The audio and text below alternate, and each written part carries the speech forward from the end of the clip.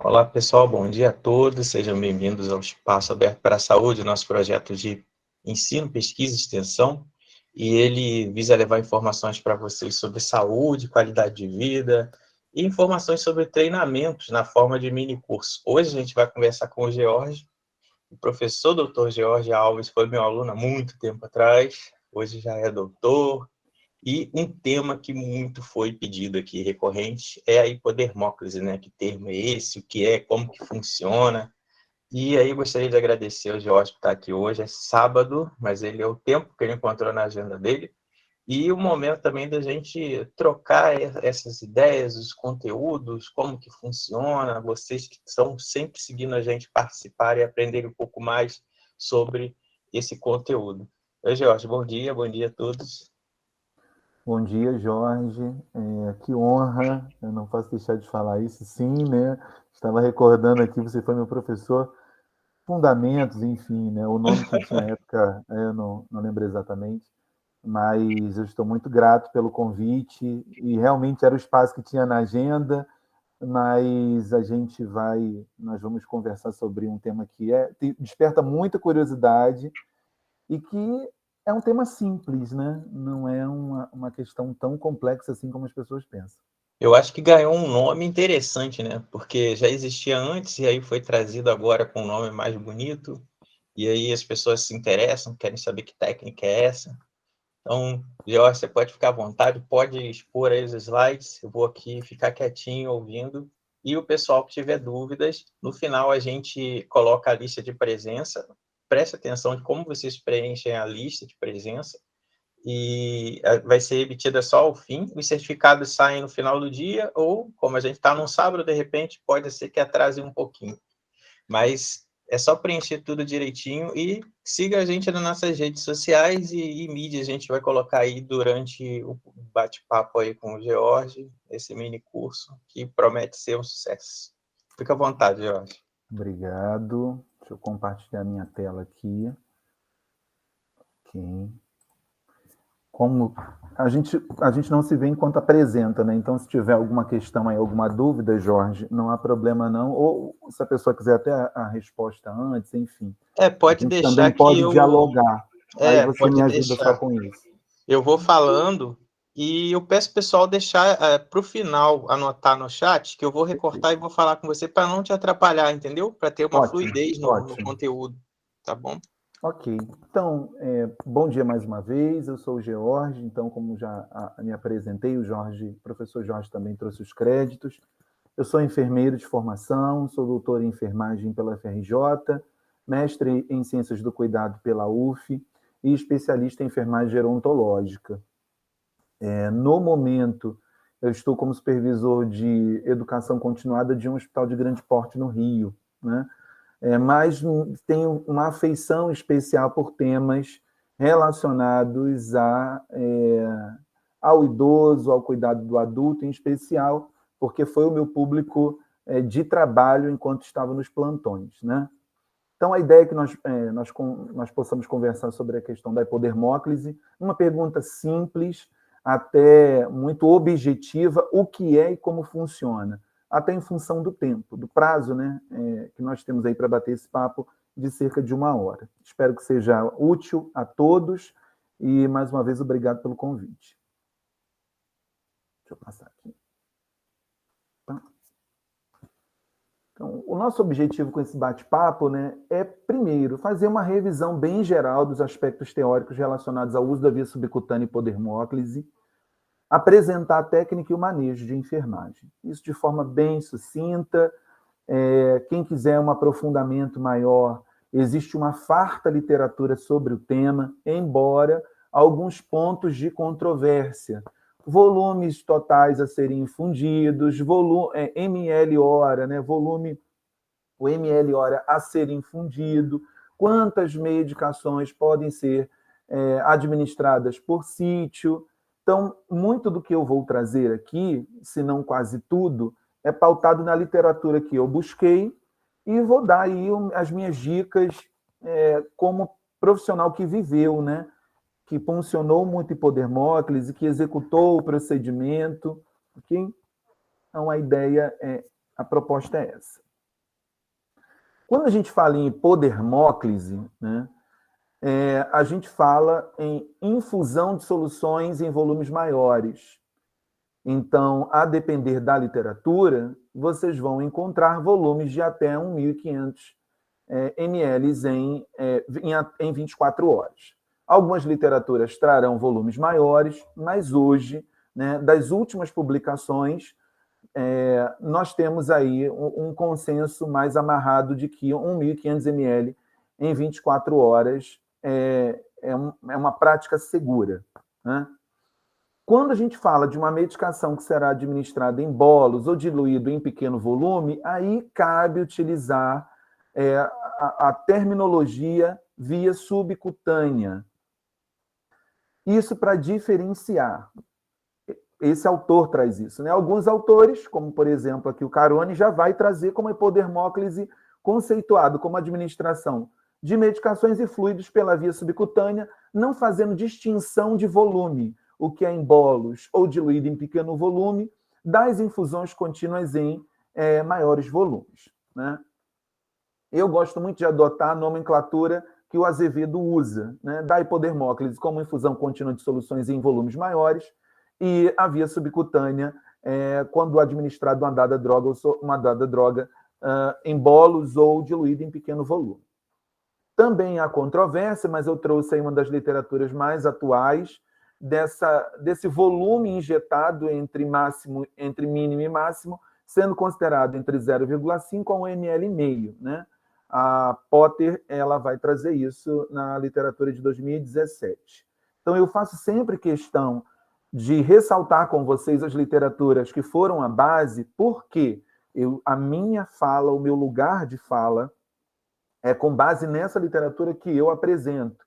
Algumas pessoas podem trazer uma literatura diferente. Ok, nenhum problema, desde que seja uma literatura de qualidade e algo que seja confiável. Quando nós falamos em hipodermóclise, então, nós estamos acessando essa terceira camada aqui, a hipoderme, né? A hipoderme, que tem lá na sua estrutura as veias, artérias e tecido adiposo. E também é importante dizer, né, que na hora da punção eu preciso realmente me atentar se eu estou acessando a hipoderme. E tem a dica para que a gente possa fazer aí um teste, aspas, rápido, né, uma verificação quanto à punção ou não nessa camada de tecido. Tá? Qual o contexto de utilização clínico, né? A minha prática foi sempre com clientes adultos e idosos, em cuidados paliativos ou não, né? Então, no ambiente de cuidados gerontológicos, geriátricos, é comum a utilização da técnica, ela não se reserva somente ao espaço hospitalar, ela também se reserva ao espaço do domicílio ou também espaços de baixa complexidade, como instituições de longa permanência, né? É importante frisar, né, que é um procedimento que deve ser executado pela equipe de enfermagem. Então, só fazendo um parênteses, porque a ideia de talvez baixa complexidade, não, qualquer um pode executar o procedimento, e na verdade não é assim. Nós vamos falar mais para frente, mas essa primeira imagem já traz para vocês uma informação interessante. Quais são os volumes máximos que eu posso administrar por local, por topografia anatômica, né? Eu tenho ali a região abdominal até 1.000 ml em 24 horas. A subclavicular até 250 ml em 24 horas. A região deltoide até 250 ml em 24 horas. A interescapular até 1.000 ml, 1.000 ml em 24 horas. E a anterolateral da coxa até 1.500 ml em 24 horas. Isso é importante porque o sítio de punção será escolhido também de acordo com o volume a ser infundido em um determinado período de tempo. Tá? E aí, quando a gente fala em contexto clínico de utilização, né, nós podemos pensar em clientes adultos e pediátricos, embora não seja a minha prática, o ambiente de cuidado assistencial de pediatria, como eu falei, eu me debrucei sempre a cuidar do cliente adulto / idoso, Porém, vocês vão encontrar literatura que fala desses cuidados no contexto da pediatria, em cuidados paliativos ou não, né? É muito comum também sempre associar a técnica ao ambiente de cuidados paliativos, e não necessariamente ela vai ser de uso exclusivo desse cenário assistencial. Quando a gente pensa, de repente, na hipodermóclise, né? É uma literatura também recente, 2020, nós temos ali via oral indisponível, impraticável, ou dificuldade de se obter acesso venoso.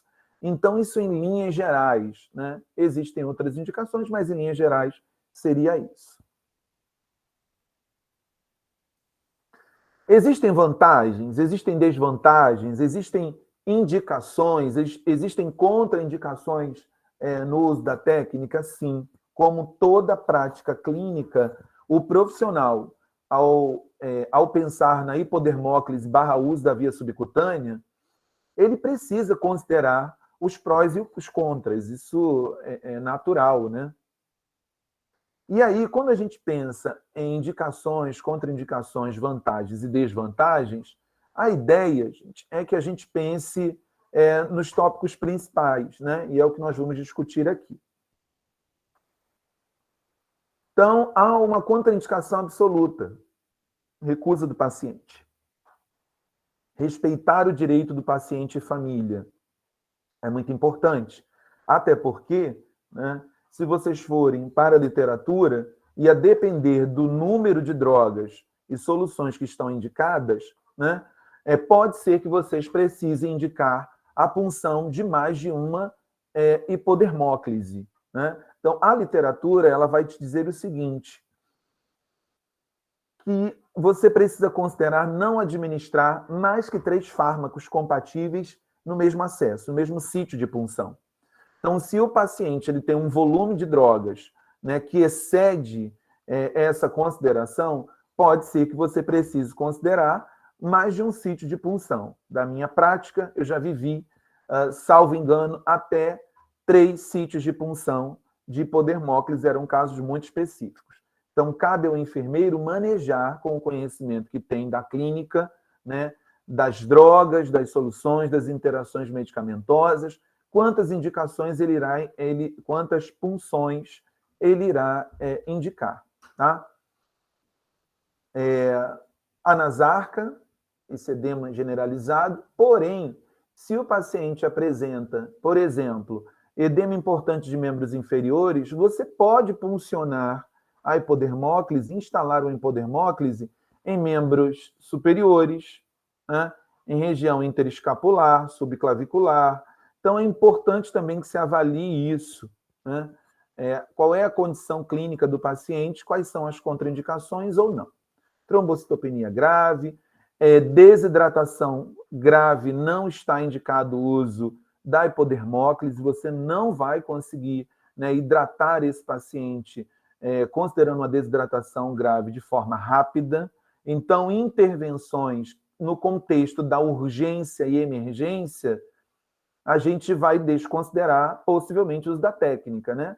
Então, existem autores que falam isso. A hipodermóclise ela está inserida num contexto não emergencial de atenção profissional, contraindicada também no contexto do choque, caquexia, síndrome da veia cava superior, ascite, áreas de circulação linfática comprometida, então, principalmente após cirurgia ou radioterapia. É importante também considerar, né, não instalar uma hipodermóclise em áreas próximas à articulação, proeminências ósseas, atenção a pacientes emagrecidos, né, com perda ponderal importante, né, contraindica-se a punção em região de tórax, embora raro, né, a literatura vai registrar a questão do risco de pneumotórax. Então, pacientes extremamente emagrecidos, vocês precisam olhar com cuidado e selecionar o sítio de punção de forma coerente e segura, né? Quais são as vantagens e desvantagens da hipodermóclise, né? E um outro parênteses é que nós estamos falando aqui, embora tragamos bastante informação, é muita coisa que se publica sobre hipodermóclise. Então, o que eu estou batendo um papo aqui com todos é uma gota no oceano das possibilidades, né? Quando nós entramos, então, nas medicações que são administradas por hipodermóclise, você precisa acessar a literatura, ponderar o que é discutido na literatura, quais são as drogas, né, que já estão convencionadas serem administradas por hipodermóclise, até porque muitas drogas, né, elas têm um contexto de utilização off-label, fora da bula, que não foram, né, pesquisadas necessariamente para ser administradas por essa via. Mas quando se fala nas vantagens, o baixo custo, até pelo tempo de permanência do catéter, né? Então, nós vamos falar sobre isso. Não exige materiais complexos, então é um procedimento de baixa complexidade que pode ser executado tanto pelo enfermeiro quanto pelo técnico / auxiliar de enfermagem. Os profissionais de nível médio, tanto os auxiliares quanto os técnicos, sempre pensando que o procedimento deve ser executado sob supervisão do enfermeiro. É isso que falam os pareceres, né, dos conselhos regionais de enfermagem de vários estados. Inclusive, ontem eu estava acessando um parecer, né, do Conselho Regional de Enfermagem do Distrito Federal. Pedindo licença, só beber uma água. Que no contexto do domicílio, né, a técnica seja uma atividade do enfermeiro, porque o profissional ele não teria um técnico de enfermagem auxiliar, não teria o enfermeiro supervisionando a execução da técnica. Então, ele é um procedimento, a hipodermóclise é um procedimento de baixa complexidade? Sim. Requer cuidados? Também. Requer observar o que falam os dispositivos legais? Também. Então, é interessante que, a depender do estado, o profissional busque, né, na página do seu respectivo conselho o que ele fala sobre o uso da hipodermóclise. É mais confortável que a utilização da via intravenosa, sim, e é inclusive uma das suas indicações, né? Quando o paciente, você já avalia e observa que ele tem uma dificuldade, né, de ser puncionado, é importante pensar na hipodermóclise e discutir isso no contexto da equipe multidisciplinar. É mais fácil de se obter, então, nos locais de punção, obter novos locais de punção. Ela pode ser utilizada em home care, em cuidados domiciliários. Baixo risco de tromboflebites, né? Ajuda nos momentos em que a deshospitalização ela é pensada, ou mesmo na hospitalização, se esse paciente está em ambiente de cuidados de baixa complexidade, ou mesmo no domicílio, né? Então, a hipodermóclise tem uma série de vantagens. George, as desvantagens, né? Tempo usual de 1 ml minuto, a infusão, né? Pacientes com tecido subcutâneo de menor espessura, né, toleram volumes menores, então, que giram em torno de 40 ml hora. Tá? É isso que traz a literatura. Em linhas gerais, os volumes, né, por sítio, eles não devem ultrapassar 1.500 ml por sítio, então até 3.000 nas 24 horas podem ser infundidos. Se houver um volume maior que 1.500, você vai precisar fracionar isso em 2 sítios. Tá? Drogas também que sejam de uso exclusivo por sítio podem também provocar no profissional o pensar que preciso indicar mais uma hipodermóclise além da que já está instalada. Por exemplo, dipirona, né? Dipirona, ela é de utilização por sítio exclusivo. Pode levar a edemas locais, principalmente considerando-se o volume que está sendo infundido e se o profissional não avaliou de forma adequada a área a ser puncionada. Então, pacientes emagrecidos, vocês precisam avaliar com um olhar mais atento todos os sítios. E aí, avaliando todos os sítios, considerando o que você identificou, né, de tecido subcutâneo, aí eu falo de espessura, né, de volume de tecido, E também, né, associado ao volume que será infundido em um determinado período, né, essa é a lógica para você identificar, para você selecionar, perdão, qual será o sítio. A administração limitada de eletrólitos, sim, ela é uma realidade, tá? Suplementos nutricionais e soluções hipertônicas não são indicados.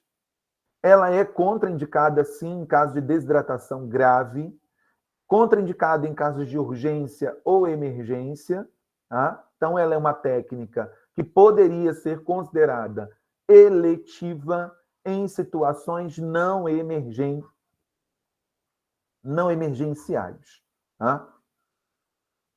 É importante também que se diga, né, que quando você pensa em hipodermóclise, o início da ação da droga ou da solução infundida, né, considerando um dado objetivo terapêutico, vai girar em torno de 15 a 30 minutos. Tá? Então, se eu administro, talvez, um analgésico por via, através da via subcutânea / hipodermóclise, eu vou considerar, né, que os efeitos esperados começarão ou se iniciarão a partir de 15 a 30 minutos. Claro que ser influenciado por outras questões próprias do paciente.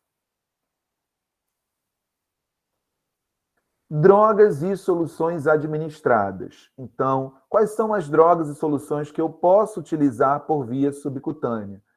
A literatura que eu trago aqui é um manual de 2017, salvo engano, foi de lá, né, que nós buscamos, mas vocês já vão encontrar outros artigos, né, que versam sobre essa temática da administração de drogas e soluções por esta via. Considerando o pH, né, da droga / solução que será administrada, pHs próximos à neutralidade, 7,38 a 7,45, são mais compatíveis, embora você possa administrar drogas com um pH mais ácido. Tá? Isso deve ser considerado de forma mais lenta, administrado de forma mais lenta, e também qual é o volume de diluição que você vai considerar para administrar. Na grande maioria das publicações, se recomenda a diluição 1:1, ou seja, 1 ml de diluente para cada 1 ml de medicamento. Então, se eu tenho uma ampola de uma dada droga que tem 2 ml, eu vou utilizar 2 ml de diluente, o volume total será 4 ml. Tá? Essa é a lógica. E aí, esse quadro é bem interessante de vocês visualizarem, porque, né?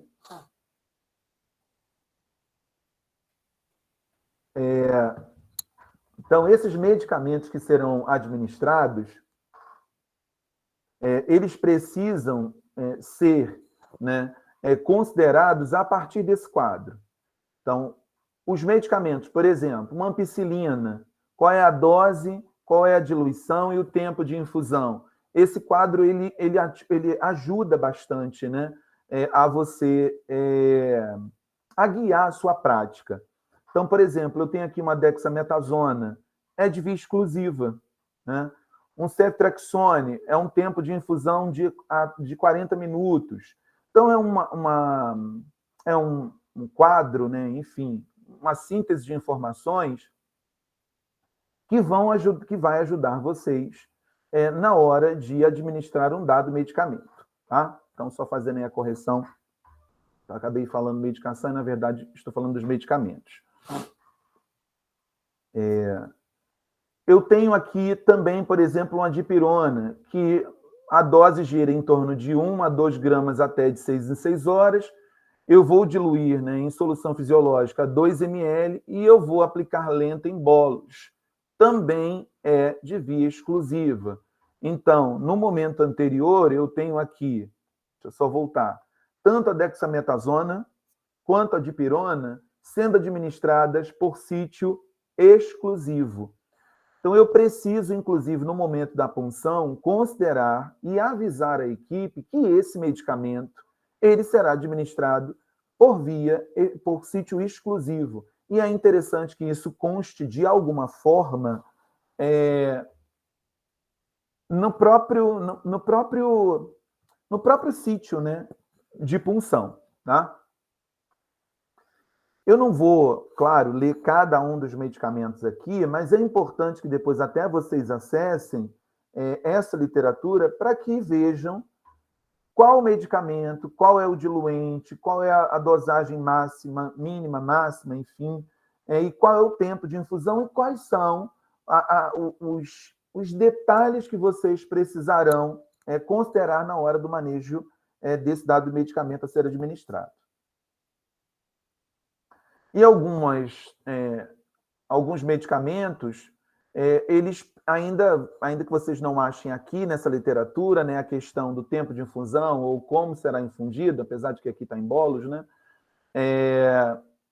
vocês têm outra literatura, então eu trouxe apenas uma, existem outras, né? Tenho aqui também, por exemplo, um midazolam, que pode causar irritação local, uma metoclopramida, que pode causar irritação local. Então, a depender do perfil do medicamento, eu preciso também conhecer, né, a droga para que eu também possa estabelecer meu plano assistencial, plano de cuidados, enfim, a depender da nomenclatura que cada um utilize. E isso também precisa atentar a equipe na hora da utilização desse dado medicamento.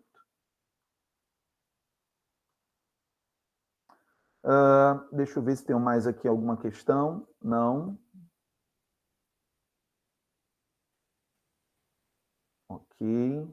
Aqui é interessante. As soluções, por exemplo, né, o que eu vou considerar? Solução fisiológica 0,9, solução glicosada a 5%, solução glicofisiológica, né, onde eu tenho solução glicosada a 5%, solução glicosada a 0,9%, né, como soluções... Tá? Deixa eu só voltar aqui. Como soluções possíveis de administração por hipodermóclise dentro desse contexto.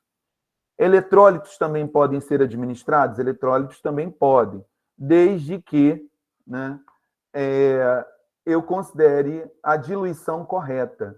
Então, eletrólitos sempre vão requerer diluição. Tá? Se você tem, por exemplo, tem um sódio ali que é administrado por via hipodermóclise, eu preciso considerar que ele seja, né, administrado diluído em até 1.000 ml, né, de solução fisiológica ou então de solução glicosada. Tá? Então, isso é importante também considerar. Além disso, eu também posso administrar o potássio? Posso também, desde que seja diluído em 1.000 ml de solução fisiológica ou solução glicosada. Então, sempre vai requerer diluição. Tá?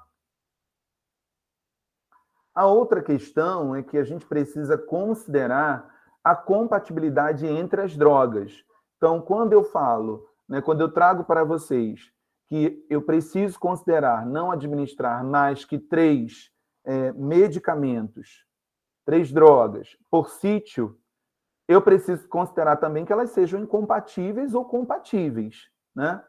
Então, esse é um quadro também dessa literatura, do Azevedo, onde ele vai cruzar os medicamentos e vai nos dizer se eles são incompatíveis, se eles são compatíveis ou se eles não foram testados, né? Então, quando eu pego aqui, por exemplo, a dipirona, ela é incompatível com as demais drogas. Quando eu considero o fenobarbital, ele é incompatível com as demais drogas. Quando eu penso, talvez, numa morfina, né, ela é compatível com o haloperidol. O haloperidol, ele é compatível, por exemplo, com o midazolam, com a morfina, mas ele não foi testado com octreotida, ou mesmo com a andacetrona. Tá? O tramal, por exemplo, ele vai ser compatível com o haloperidol. O midazolam, ele já vai ser incompatível com o tramadol. E essa tabela é interessante porque, considerando as compatibilidades e incompatibilidades, ela vai direcionar, né, ela irá direcionar os sítios de punção que eu irei selecionar ou não. Como é que nós vamos executar a técnica, né? Considerando a execução da técnica, eu preciso considerar, então, os sítios de punção mais indicados, como nós falamos já no início. A velocidade de infusão ela vai girar entre 60 a 125 ml/hora, segundo Azevedo, aí, em 2017. Existe literatura que considera, talvez, até volumes menores para pacientes que toleram, né, que não estão tolerando a infusão. Tá? E aí, quando vocês pensam, por exemplo, nos sítios de punção, é importante que a gente pense assim, né? Qual é a droga, qual é a solução e qual é o volume máximo por área, né, que eu vou infundir. Então, na região abdominal, eu vou considerar até 1.000 ml em 24 horas. Na região subclavicular, eu vou considerar até 250 ml em 24 horas. Na região interescapular, eu vou considerar até 1.000 ml em 24 horas. Na região deltoide, eu vou considerar até 250 ml em 24 horas. E na região anterolateral da coxa, até 1.500 ml em 24 horas, considerando as regiões anatômicas que hoje são consideradas, né, como seguras para a administração. A depender da literatura que vocês acessarem, né, se ela for mais publicada há um tempo maior, vocês vão encontrar outras áreas, né, outros sítios de infusão.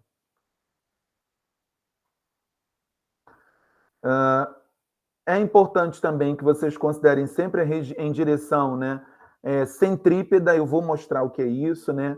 Então, para onde a gente vai apontar o catéter, né? Eu vou mostrar através das imagens para onde a gente aponta, né? Pensando aí na direção na direção da punção, né? Para onde eu vou seguir considerando a orientação do catéter, tá? Eu preciso considerar a direção da drenagem linfática e é o que nós vamos ver. Então aqui você tem, né, uma hipodermóclise instalada em região deltoide. Vejam que eu coloquei uma seta para cima, né? Aqui eu tenho a cicatriz umbilical, e eu vou considerar, né, pelo menos 5 centímetros de distância da cicatriz umbilical. Algumas literaturas vão dizer 8, então de 5 a 8, menos que isso não. E aí vocês vão ter essa direção aqui apontando para o centro, com alguma inclinação, né? A mesma aqui na região, a mesma outra imagem aqui também, né, na região infraclavicular, apontando para baixo, né? Também considerando a drenagem linfática. Então, as setas nas imagens ajudam, né, a que vocês visualizem qual é a direção que eu vou instalar o catéter. Tá? Isso é muito importante.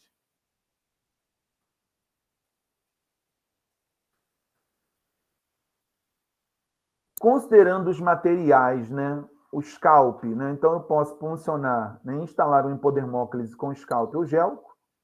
Só abro um parênteses, né? A Anvisa, desde 2017, não recomenda mais, né, a instalação de hipodermóclise com scalp. Não recomenda, porém não proíbe, né? Então, a gente pode abrir até discussão, mas não é recomendado. Mas vocês vão ver literatura, até as mais atuais, que ainda consideram scalp e o gélco. O que eu vou utilizar, né? Uma mesa de maio, uma bandeja, luvas de procedimento, solução antisséptica, gás não estéril ou algodão, catéter agulhado variando entre 21 a 25 gauss, agulha para aspiração, seringa de 3 ml, flaconete de 10 ml de solução fisiológica, cobertura estéril e transparente para punção, esparadrapo ou fita microporosa para fixação do circuito intermediário, né, do scalp, e etiqueta de identificação. Então, a identificação com data, nome do profissional, enfim, as identificações, os itens de identificação mínima precisam ser considerados. Mais uma vez, é importante nós considerarmos que eu preciso saber se aquele sítio é para utilização exclusiva de uma droga ou não, tá?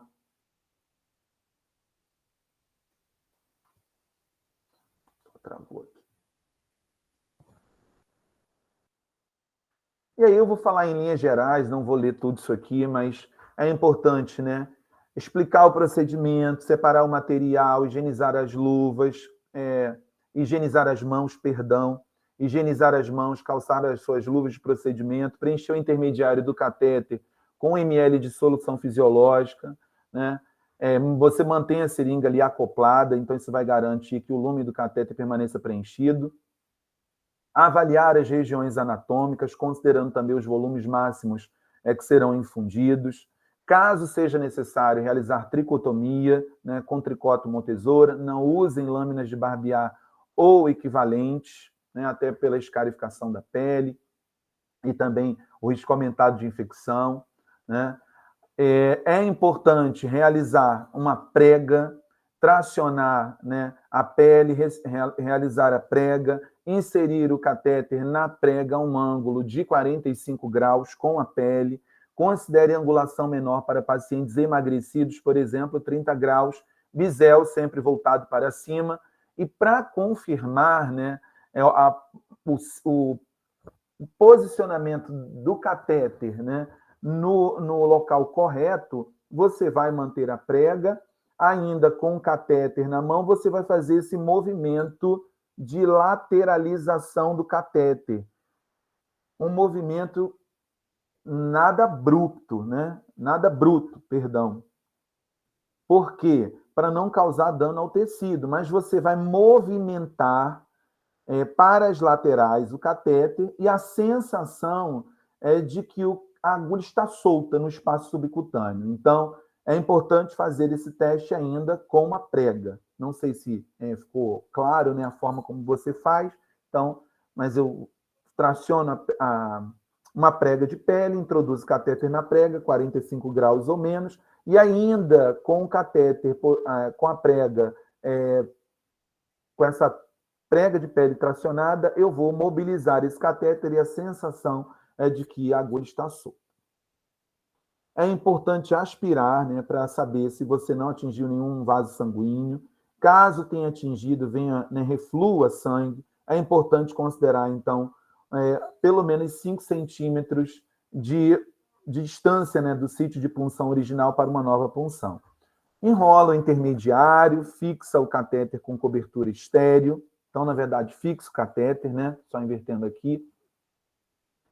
E você fixa também o intermediário, você pode usar para isso, por exemplo, a fita microporosa, tá? Vou identificar o curativo com data, hora e nome do profissional. A identificação também precisa informar se é um sítio exclusivo de administração para um determinado medicamento. Corrigindo ali, está escrito medicação. Peço desculpas mais uma vez. Documente em prontuário e realize a realização do procedimento. As respostas do paciente, é muito importante que isso seja documentado. Com o Gelco, né, a técnica basicamente é a mesma. Ainda assim, né, nós vamos, então, citar quais são os materiais. Mesa de maio, bandeja, luva de procedimento. Estou de olho aqui na hora, Jorge, para eu não, para não ultrapassar o tempo, né? Mas acredito que a gente não, tá tranquilo, Jorge. Tá tranquilo, tá dentro do tempo. Obrigado. Então, mesa de maio, bandeja, luva de procedimento, solução antisséptica, conforme determina lá, né? Por exemplo, a Anvisa. Gaze não estéril algodão, catéter não agulhado, 20 a 24 gauge, canhão rosa, azul, amarelo, né? Aqui é só a dica. Agulha para aspiração, seringa de 3 ml, extensor de 2 vias, o flaconete de 10 ml de solução fisiológica, cobertura transparente para punção e etiqueta de identificação. O tempo de permanência, tanto do Gelco quanto do Scalp, eu vou citar para vocês daqui a pouco, porque também há controvérsia, né? Inclusive, recentemente, o próprio INCA lançou um manual específico sobre isso, em que o tempo dele parece divergir do tempo indicado, do tempo de permanência indicado pela Anvisa. Mas eu vou trazer as literaturas, e é importante também que, caso nós estejamos, né, no contexto de uma instituição, que a instituição ela determine, à luz das melhores evidências, qual será o tempo de permanência do catéter, considerando, então, o uso dele. Para apenas, no contexto da via subcutânea, ou seja, né, medicações em bolos, medicamentos em bolos e diluídos em menor volume. Não, é no contexto da infusão contínua de maiores volumes. Isso também terá uma implicação no tempo de permanência. Tá? Então, você vai explicar o procedimento ao paciente, vai higienizar as mãos, né, separar o material na bandeja. Eu preciso, né, considerar preencher, né, esse extensor de 2 vias com 2,5 ml de solução fisiológica. É importante deixar, né, o extensor de 2 vias já separado, preenchido, com as suas vias, né, de administração ocluídas, de modo que eu diminua, né, o risco de contaminação. Vou avaliar as regiões anatômicas, escolher o sítio de punção. Para fazer isso, né, óbvio, eu tenho que estar com as minhas mãos higienizadas, as minhas luvas de procedimento calçadas, e eu também preciso, no momento em que eu vou fazer a antisepsia da pele, né? Vou a mesma coisa, vou realizar a mesma ação, tracionar uma prega de pele, inserir, né, o catéter não agulhado na prega em um ângulo de 45 graus ou menos. A punção sempre será centrípeta.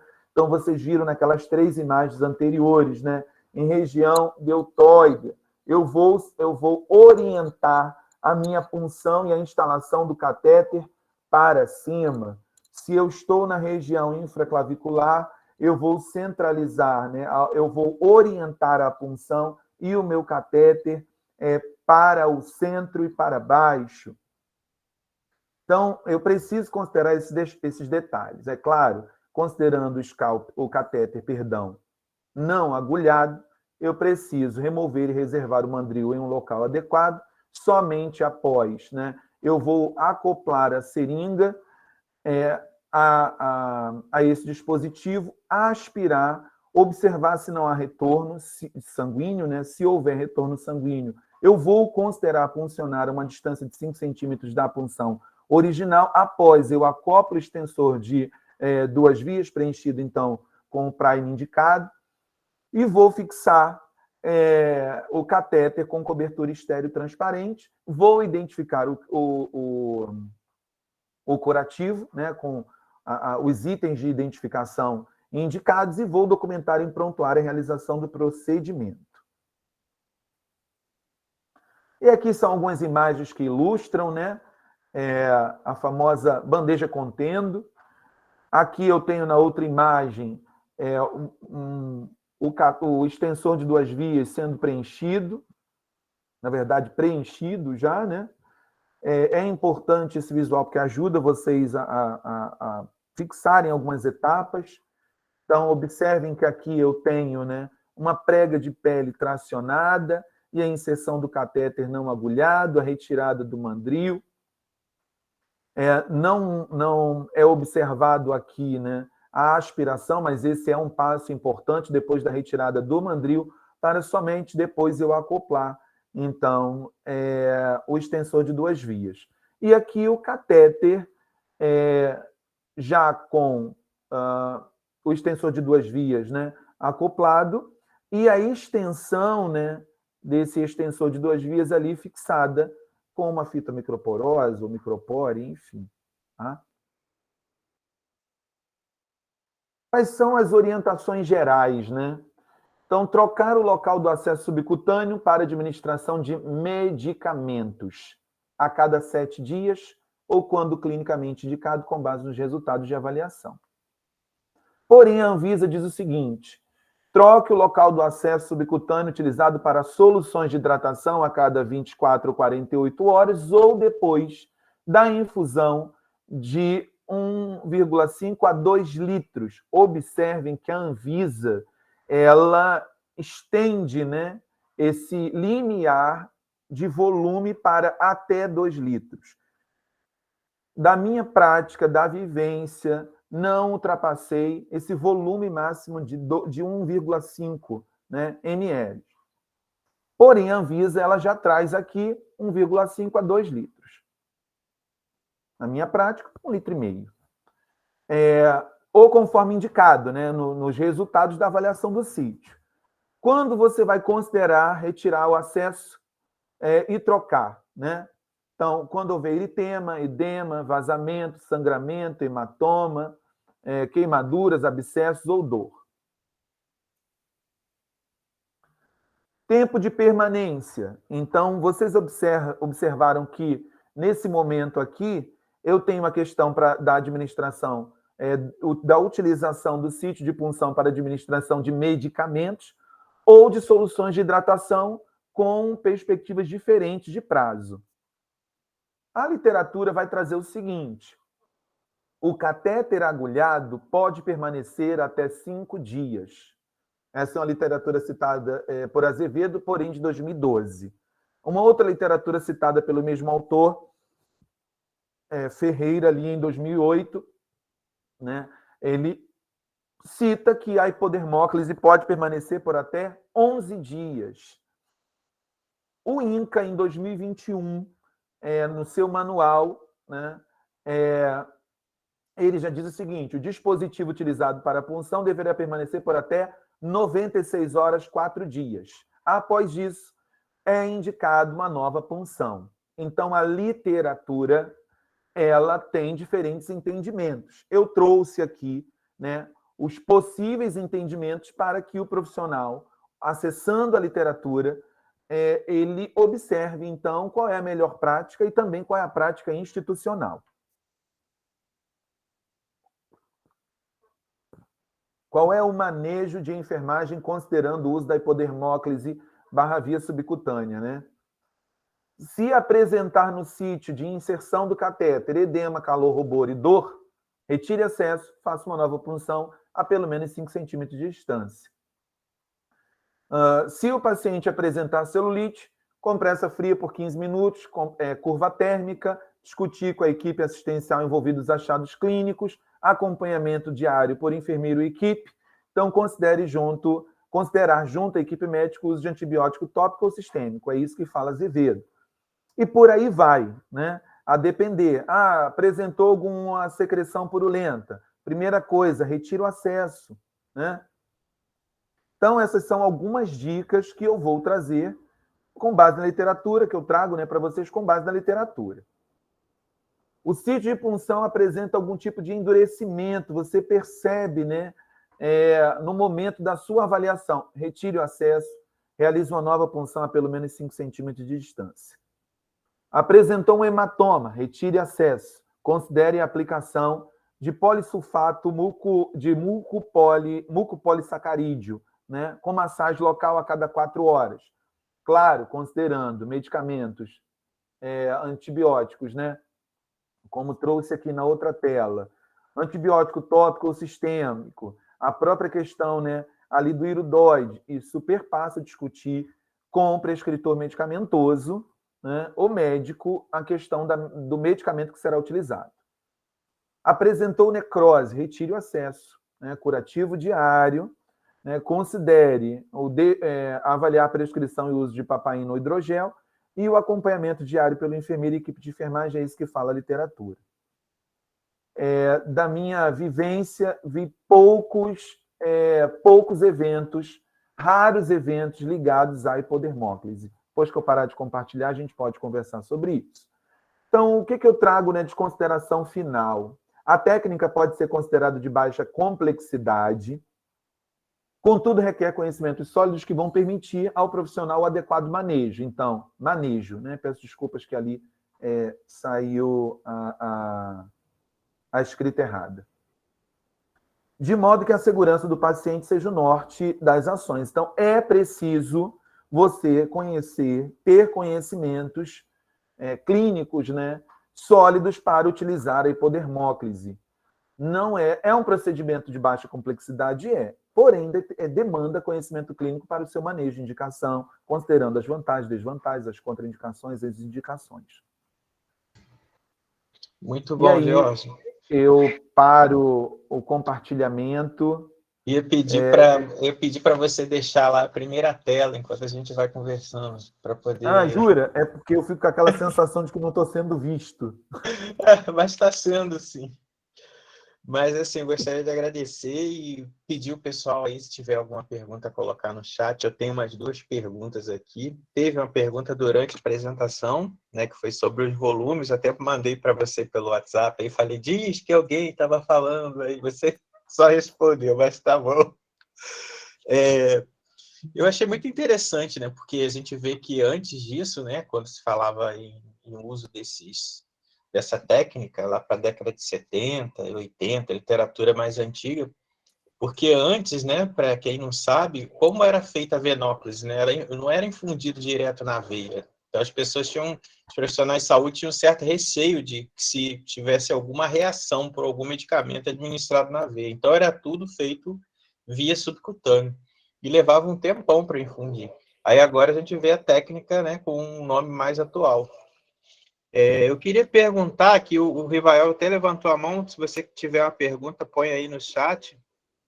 Ligaram a furadeira aqui, mas não está dando para ouvir, eu acho. Eu queria que você falasse um pouco, George, sobre que você citou sobre medicamentos off-label. O que você quis dizer com isso? Eu não entendi muito bem essa parte.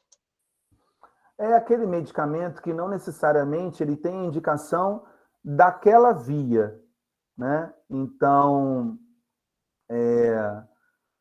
quando você pensa, de repente, num medicamento que ele tem a indicação de ser utilizado por via intravenosa ou intramuscular, e ele é utilizado, né, por hipodermóclise, ele vai ser considerado off-label, fora da bula, né? Esses medicamentos, né, Jorge, muito vem da experiência dos profissionais e também vem das poucas pesquisas sobre a utilização de uma dada droga por essa via, né? Mas muitas drogas, né, muitos medicamentos utilizados por essa via, eles são considerados off-label, fora da bula, porque na bula do medicamento não tem a indicação da sua administração por via subcutânea / hipodermóclise. É isso que eu quis dizer. Entendi. Uma outra coisa que chamou a atenção também é quando você fala sobre o curativo estéreo transparente, né? Que dá a possibilidade de você observar ali se tem sinais flogísticos e tal que possa ser retirado, né, em tempo se tiver algum sinal ali de indicação de inflamação. E a luva de procedimento é o normal, não é utilizado, não é um procedimento estéreo, né? Que você fala várias vezes em luva de procedimento. Aí quando falou do curativo transparente estéreo, eu fiquei na dúvida, mas não é um procedimento que utiliza luvas estéreis, né? Não. É um curativo transparente, né? Pode ter sido ali na hora da própria digitação, mas é um curativo transparente, né? Eu não vou falar marca, mas um curativo transparente é o que vai ser considerado, tá? A técnica Tá não é ótimo. estéreo, é isso que eu quero dizer, tá? Não sei se eu me fiz entender. Ah, não, deu para entender. É porque a dúvida foi só em relação a isso. Tem mais alguma dúvida aqui? O Rivael levantou a mão, eu não sei se ele fez a dúvida, mas tem outras. Ah, tem aqui. Qual a sua experiência em pediatria? O Rivael pergunta. Qual o volume mais seguro para essa população? Aí ele parabeniza Olha, aqui e se Rivael, coloca à você me disposição. pegou porque minha prática não é pediatria. Então, eu não vivi a hipodermóclise no contexto da pediatria. Posso tentar dar uma olhada aqui quais seriam os volumes mínimos e máximos, né? Minha prática é toda cliente adulto. Mas agora a memória me trai, já li sobre pensar, te responder sobre os volumes. Então, para não dar uma resposta aí que não contemple o que é o mais seguro na literatura, eu vou ficar te devendo essa. Mas A posso olhar aqui. A Cleisiane, ela fez uma pergunta aqui em relação ao momento que vai utilizar de pirona, né, em um acesso.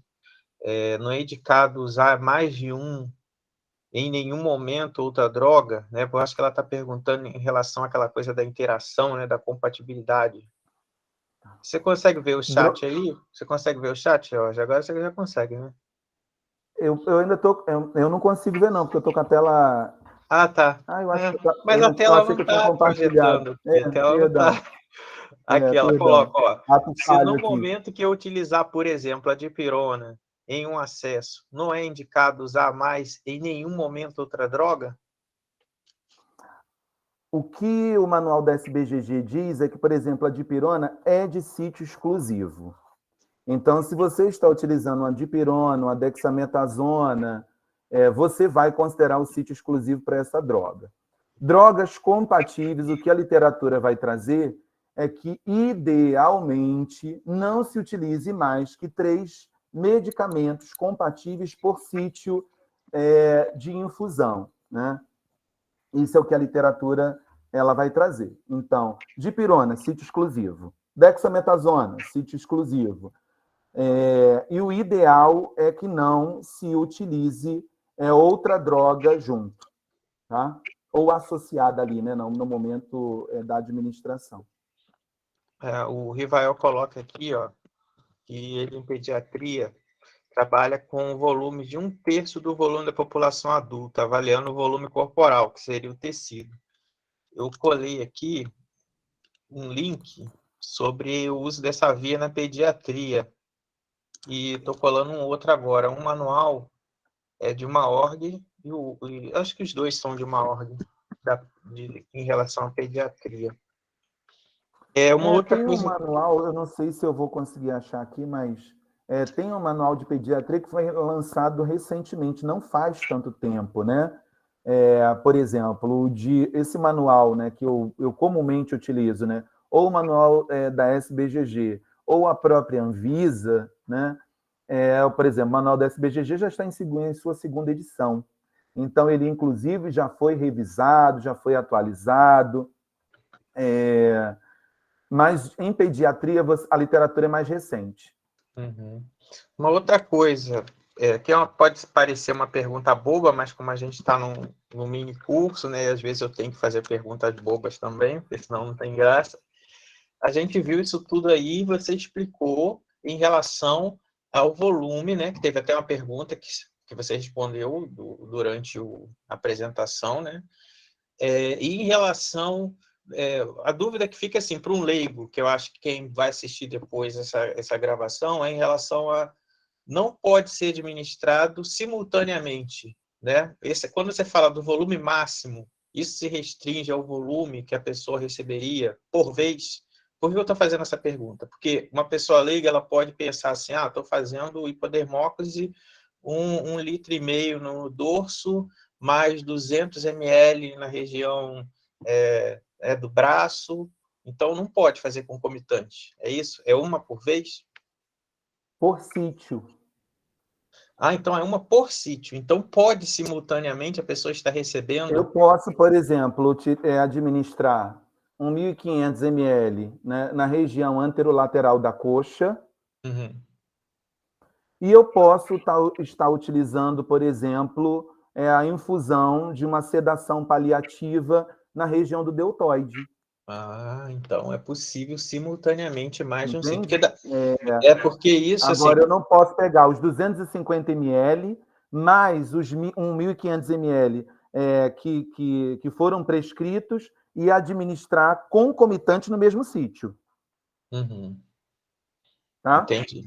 Isso daí ficou Assim, claro na parte da apresentação do uso concomitante com outras drogas. isso, e assim, Jorge, é importante que as pessoas que estão aqui, né, elas considerem a compatibilidade e a incompatibilidade das drogas. O que eu quero dizer, em síntese, né, é que utilizar uma hipodermóclise, que eu estou aqui generalizando como hipodermóclise, né, ressalvadas as questões terminológicas, né, o que é de fato uma hipodermóclise e o uso da via subcutânea, como já nós elucidamos lá no primeiro slide, mas eu vou generalizar, né? Eu vou utilizar a forma mais geral do termo, né? Até porque tem autor que engloba isso dessa forma. Eu preciso considerar os volumes máximos, as interações medicamentosas, a compatibilidade e incompatibilidade das drogas, né? O quanto de medicamentos serão administrados, né, em um determinado sítio. Eu também preciso respeitar os intervalos, né, do que foi prescrito entre as drogas. Isso é importante, né? A hipodermóclise ela é um procedimento simples, mas ela demanda que as pessoas observem o que a literatura diz. Ela precisa ser manejada. É isso que eu quero dizer, né? Então, eu preciso parar e não é simplesmente instalar um catéter agulhado ou não agulhado no tecido subcutâneo, né? Qual é a droga, qual é a característica da droga, qual é o volume de diluição, qual é o tempo de administração / infusão daquela determinada droga, tá? Então é isso, assim, eu fico muito agradecido por sua participação, George, quase meu xará, George Luiz, e fico muito feliz de rever depois desse tempo, mesmo que seja online, e agradecer a presença de todo mundo que participou aí. Hoje, sábado, a gente teve umas 22 pessoas, num feriado, sábado, então o pessoal está de parabéns, quer estudar realmente, segue aí o nosso projeto, e a gente segue aí com as capacitações, mini cursos e palestras. Hoje a gente teve a participação do George, professor doutor George, da FABA, e trouxe várias informações para a gente aqui, importantes sobre o manejo, né, e o que é a hipodermóclise. Te agradeço, George, bom feriado para a gente, para todos que estão seguindo a gente aqui, e é isso, né? Muito feliz de rever todos aqui, você também. Obrigado, Jorge, obrigado pelo convite aí. É muito próprio meu, né? Perdão aí se alguma coisa escapou aí na redação da apresentação, na hora da expressão em relação principalmente a medicamento e medicação, né? Nós estamos falando dos medicamentos quando nós falamos dos fármacos, das drogas aí, tá? Isso é normal, todo mundo confunde essas coisas. Então, tchau aí, a gente se fala. Muito Tchau, obrigado tchau. para todo mundo aí.